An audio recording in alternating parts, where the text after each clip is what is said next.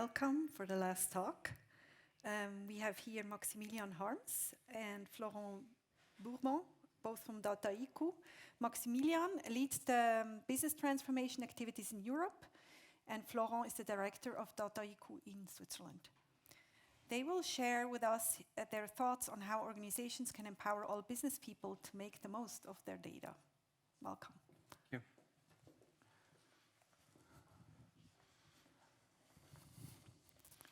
You want to take it? Yeah. Right. Good afternoon, everyone. Those of you who do not know Dataiku, in a few words, at the most basic level, we provide an end-to-end platform that is making AI accessible to a broader population in your organization. So from what we call data products creators, so data scientists, data engineers, data analysts, to data product consumers, so people on the business side. Basically, one of the cool things that we are in the job that we are doing with Max is that we have the opportunity to meet with a lot of different organizations, a lot of different size in different industries. And what we see is, of course, depending on the industry, their use cases are quite different. But at the most strategic level, they all have the same objectives, which is generate additional revenue, cutting some costs, optimizing existing processes. So different industries, different use cases, but same strategic objectives.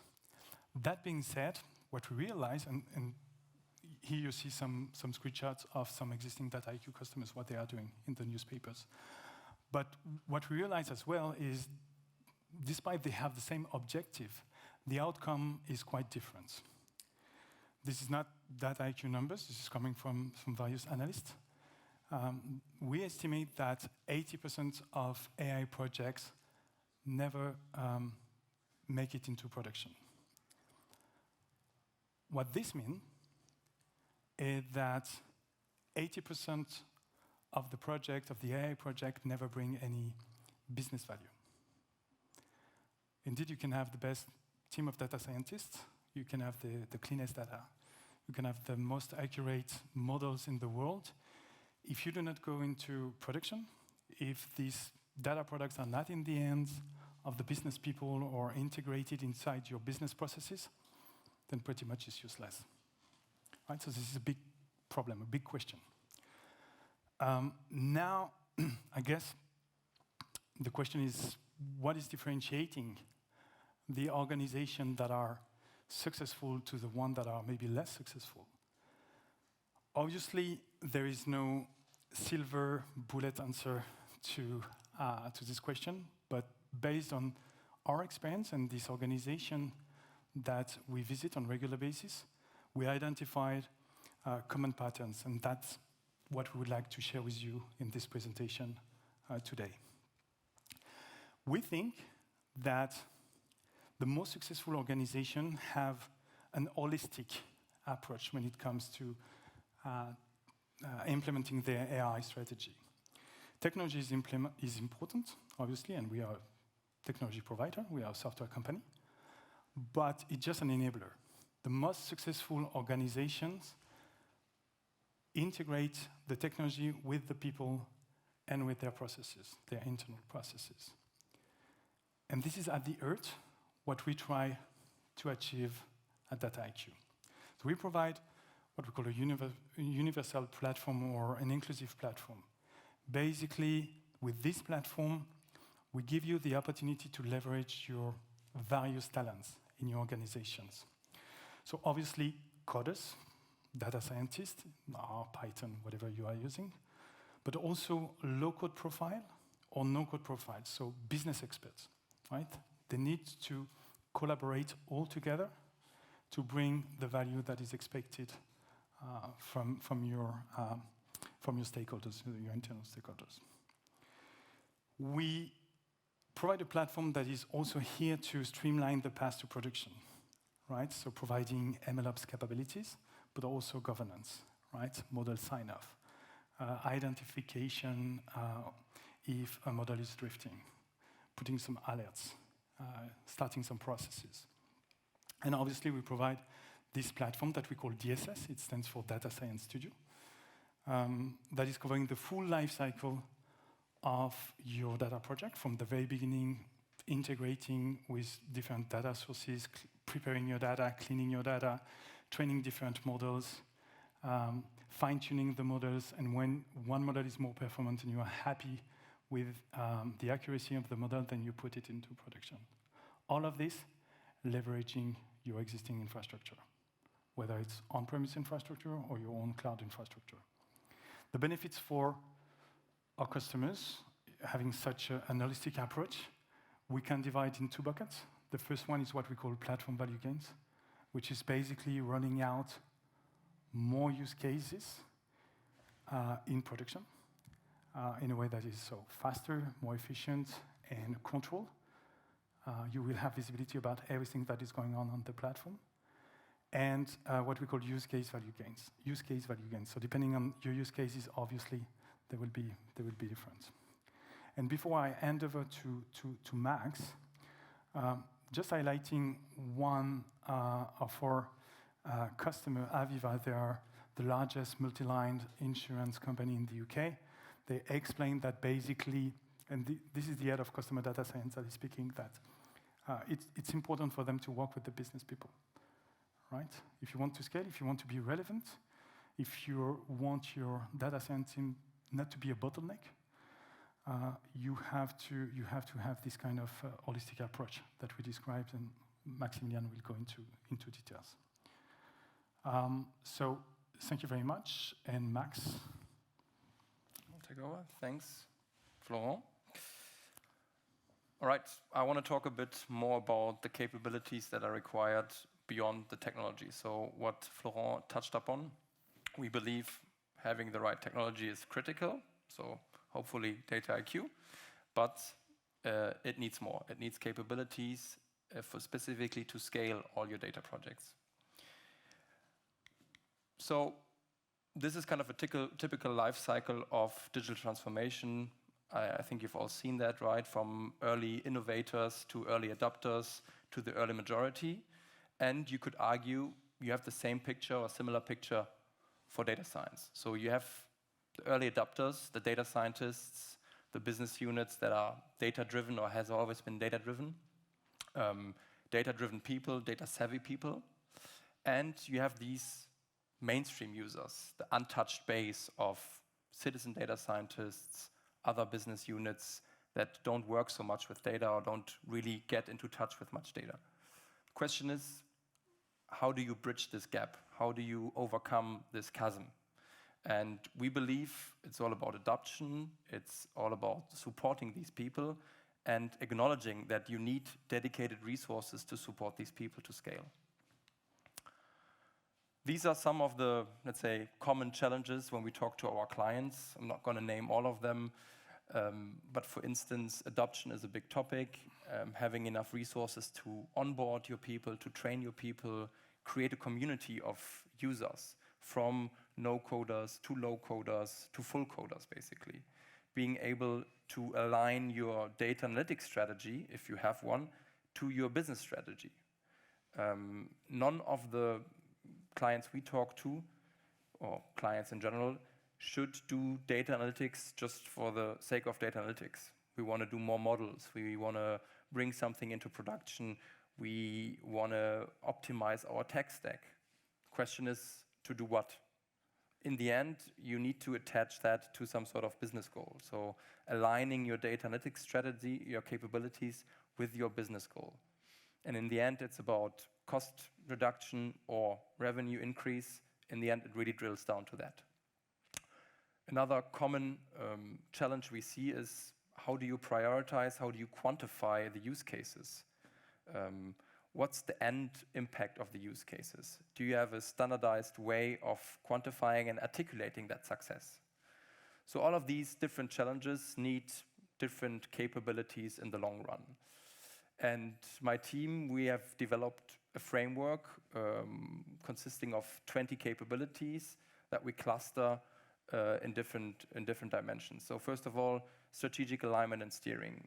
As I said, you need to have your data analytics strategy aligned with your business strategy. You need governance, and ideally, you are approaching that in a program mode with a program manager. You want to make sure that you think data product delivery, meaning you want to industrialize, you want to productionalize, you want to reuse all of your assets.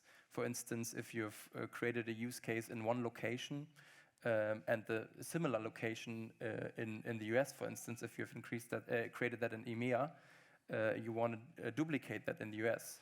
Why not connect these people? Why not reuse the entire flow or parts of the project to get you quicker up to speed? User enablement, I mentioned that a couple of times, so creating a community, having dedicated resources, dedicated trainers, dedicated ambassadors that drive the adoption. Don't just give them a platform, let them onboard, and then leave them. You need to constantly train them, constantly enable them. Platform management and support, I think that's the no-brainer, the technology, the underlying infrastructure, having dedicated resources that manage your platform, that manage extensions. And last but not least, business transformation. So making sure that you evangelize your success, right? That you know how to identify, quantify use cases, and attach them to business processes you want to enhance. The question then is, if we align on the long-term capabilities you would need as an organization, where would these capabilities sit? Most of you have seen these forms or some sort of these operating models, right? There's this decentralized federated setup. There's the centralized setup with a center of excellence, a very common operating model we see in the field. And most of the clients we see pivot into some sort of hub and spoke or federated COE setup. We have taken the federated COE or hub and spoke setup and said, well, that's great, but we might need some additional capabilities here to scale. And we call that Center for Acceleration. It's a slightly different alternative to the hub and spoke. So you would want to have a CDO that links the business strategy and the data analytics strategy. And in addition to the AI teams, you want to have a network of ambassadors that really connect the center of excellence and the spokes, or the hub and the spokes, making sure that the way projects are set up, the way that use cases or models are governed is consistent throughout the organization. How does this, or could this look in more detail, right? So I was talking about the central team or the hub. This is really about setting the strategic direction. It's about governing or supporting the platform, maintaining the platform, coordinating, building that community, and delivering, let's say, more complex use cases. Again, something we'll deep dive in, but you can always argue some of the more complex use cases will sit centrally. Some of the less complex ones could sit in the spokes. The ambassador network, I mentioned that, and the end users. So our platform can be used by data scientists, no-low coders, citizen data scientists, and delivery teams. And we want to make sure that these teams sit close to the business problems they want to solve. Just to say that this can be an end goal, but it's totally normal to change the operating model. So we've seen a lot of clients that start off with a center of excellence or start off with a very federated setup and then merge into a center for acceleration or hub and spoke model. So that's totally normal, and you actually should do that in order to be successful. Just to say that your first operating model won't be your last one, and that's totally fine. I have brought a small client story. So GE Aviation, I think most of you know that client, know that customer, is a big customer of ours and started off in 2017 with a center for excellence. building, reinforcing central capabilities, basically. 8 members with data scientists, data ops people, administrators. They created the data sets, they created plugins, and so on. It quickly extended to additional business units. Here, for instance, supply chain, finance. So starting to empower and onboard additional spokes, providing training, providing certification, validating and automating processes. And then moving on, 2019, 2020, to integrate more of these business units into that federated Center for Acceleration setup, eventually becoming a full data science platform. And training more than 2,500 users, creating that global ambassador program, and being very successful at it. So creating more than 3,000 data projects, data products, automating hundreds of projects, and creating a value of more than 400 million per year, which is pretty significant. That can be revenue increase or cost savings. And I want to finish by saying that it's totally normal to change your operating model, but you need a platform that provides that flexibility. You need a platform such as Dataiku, I believe, that can deliver on that changing operating model, right? So Dataiku has that end-to-end workflow. So for instance, you could argue that some team does ETL autonomously on some use cases in their spoke, whereas the deployment and monitoring will take place centrally, right? You could also argue that you grant so much autonomy to that spoke, you trust that spoke so much that you say, let's allow them to do the end-to-end process in Dataiku for each use case. So that's really dependent on your risk appetite as an organization. But Dataiku facilitates all these different angles. Collaboration is critical. In Dataiku, no low coders, full coders can collaborate and help one another. Whether it's in different teams, in different locations, across different use cases, basically. And you want to make sure that everything is governed, everything is centrally accessible. But you can customize that governance, for instance. If you talk about a spoke that is pretty mature, you could allow that spoke to govern their projects autonomously instead of centrally. Again, if it's a critical use case, you might want to do it centrally instead of decentrally. So you have this customized way of governing your projects. And last but not least, you want to make sure that you can reuse the assets you create. If it's a workflow, if it's only part of a project, if it's a model, you want to make sure that in order to scale, you need to reuse these data assets. And with that said, thanks for your attendance and open to questions.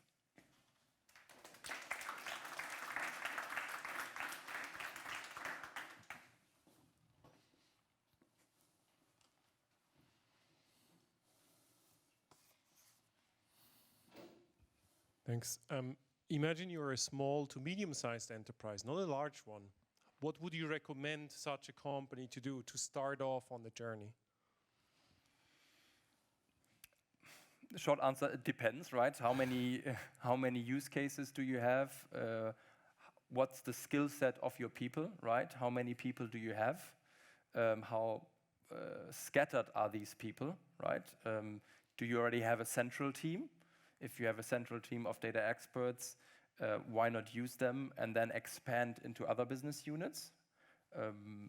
So it's not so much, to me, the size of the organization itself, but the size and the setup of the data teams and the business units. So we have organizations of all sorts of sizes that start off differently. Some start off in a federated setup because that's how they begin, and then move or pivot into more of a hub and spoke model. So what we see as a general trend is pivoting into a hub and spoke. To me, the most critical part is bringing the business people and the data science or the data experts together to to align on the use cases they want to do in terms of value and feasibility, and then get started, right? And get something into production. So I would need more context to a certain setup to say, okay, that's my advice. I guess it's a matter of also of use case selection, right? What are the first use cases you want to implement? And we would recommend focusing on what we call long efforts. So use case, this may be that you understand the data already, the data is already available, and you can prove some value quickly, right? And then you build on this. You get your first success, you communicate on your success in it, you get your people basically more skilled, and then you grow on top of that. So selecting the use cases you want to start with, also a great way for small organization or large organization, that's the same, to make sure that you will be successful on the long term. Yes? I think there's a micro coming. Thanks a lot for the presentation. 2 questions. First of all, is that an on-premise, maybe I missed it, on-premise installations or on-premise, or are you function somewhere in the cloud? How do you? Quick answer, no matter the setup, basically. We sit on top, so we integrate with Azure, Google Cloud, AWS, and on-prem is also possible. We also have clients that have a multi-cloud or on-prem and cloud setup, so no matter what. And I mean, once this is deployed, then I guess data eco cannot opt out somehow. So you have to guarantee business continuity. And how do you do that? Because I mean, that's a huge dependence for an organization to use to depend on data IQ. You mean? No. Yeah.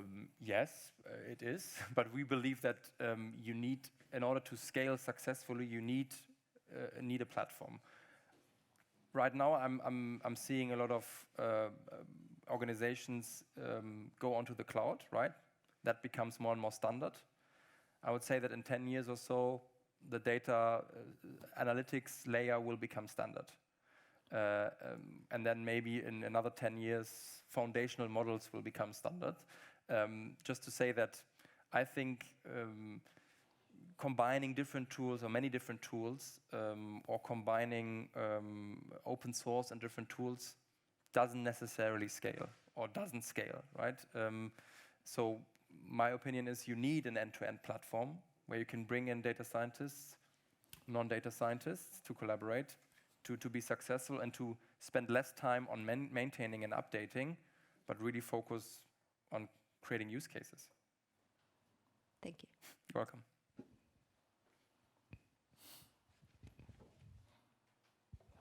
Thank you for the presentation so far. Tamás Kaljuste. I would like to ask you about another approach or aspect of, you mentioned that as an example that 80% of the prototypes are never coming to production.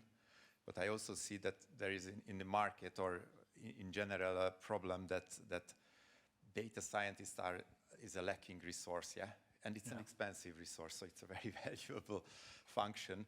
And I see that much of their work time or much of the time is spent not to the highest value of activity. You would like probably to work on the model to bring in new value. Could you do actually, or do you see through your examples, through your customers, a change or an impact what you can have on that the right people do the right activities so their time is spent optimally? We can start. It's a very good point. You will never be able to hire as many data scientists that you need. It's very expensive resources. It's very difficult to find data scientists. So one way to solve this issue and to enable scale still within your organization is to make sure that people that are maybe less data savvy or less advanced coders, but have business knowledge, still have the possibility to contribute to the data projects, and maybe do 40, 50, 60% just by themselves, right? Using a platform like DataIQ, this is quite intuitive. You will have some business people, data analysts, advanced Excel users maybe, who can do a lot by themselves directly. And in an environment that is controlled, that can scale, that is secured, and where they will have visibility on what the data scientists are doing. So they will be able to leverage their work, right? So they will work in a collaborative way. So it's one way to scale, and one way also to be more precise, because these people, maybe they are not coders, but they understand the business, which is key, right? And the other side of this answer is then your data scientists can focus on what they are supposed to do. Not playing with the data before creating the models, but making the most performant model ever. And maybe to add to that, there's a study by Google, I don't know, 2014 or so, talking about that 95% of a project can be glue coding and only 5% model work, right? Yeah, waste of talent. Waste of talent, exactly. And with a platform such as DataIQ, we want to make sure that the data scientists and the citizen data scientists can focus on what's really important, the business impact, right? But to be clear, it's also a mindset change, right? Collaborating more, being more open and more transparent about their work.